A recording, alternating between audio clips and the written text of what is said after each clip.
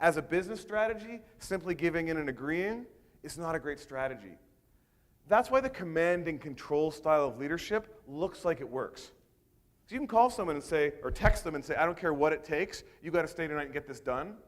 They'll trigger, and their default behavior might be to agree. Then 20 minutes later, when they get their working memory back, they remember commitments they had at home that night. That's getting compliance, not commitment and engagement. We do work with the US Army. On the field of battle, yeah, you need command and control. Behind the lines, back at the base, that style of leadership will not get people to continually go to the wall for you. It doesn't get you on someone's exceptional leader list. You also want to be aware, are you someone that sometimes, have you ever had this? You know, you go into a meeting or something and there's no way we're going to do this, and you walk out and we're going to do it? Because under that pressure, you maybe agreed to something that you really didn't want to agree with. So again, that's not effective. Okay, so in summary, when we are triggered emotionally, we're not as effective. We make more mistakes because we don't have as much thinking capacity. We can't think as clearly, we can't see as many options. We actually literally, when we're triggered, we actually lose peripheral vision. We actually can't see in our periphery, so we become very focused on the triggering thing, what that person said or what's going on, and we can't see the bigger picture because we lose that ability to see options and see in our periphery. Because of that decrease in working memory, and I don't have a lot of time to go into this, but there's a health impact.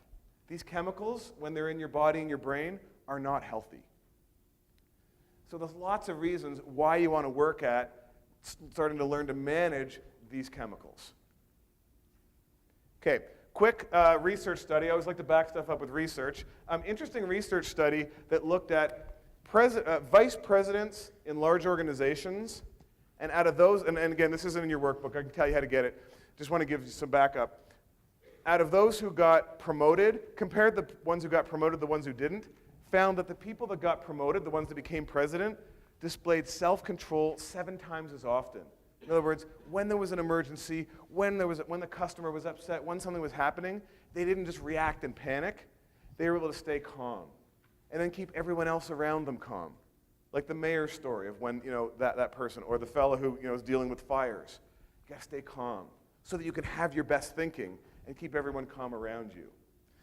Now, cognitive conceptual thinking had some differentiation. So conceptual thinking, for example, was displayed 1.5 times. But if you know your statistics, doing something 7 times as often compared to 1.5 makes 1.5 almost insignificant.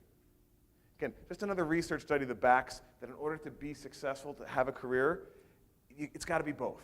Yeah, you want to be able to have a vision, think conceptually, be strategic, but you've also got to manage emotions. Okay. So we're finishing up on this concept of self-awareness. One of my favorite quotes on this comes from Peter Drucker, who many of you may have read about in business classes. He's considered the founder of modern management principles. He said, I no longer think that learning to manage other people, especially subordinates, is the most important thing for executives to learn. I'm teaching above all how to manage oneself. I think we all underestimate the degree to which we can change the nature of our relationships with our friends, with our parents, with our teachers, with our bosses and coworkers by changing ourselves. And at the end of the day, that's really the only thing we have control over anyways, how we behave, how we show up. We're going to talk about how do you influence others, but you got to focus on yourself. Great leaders focus on their own behavior and are constantly learning and trying to get better.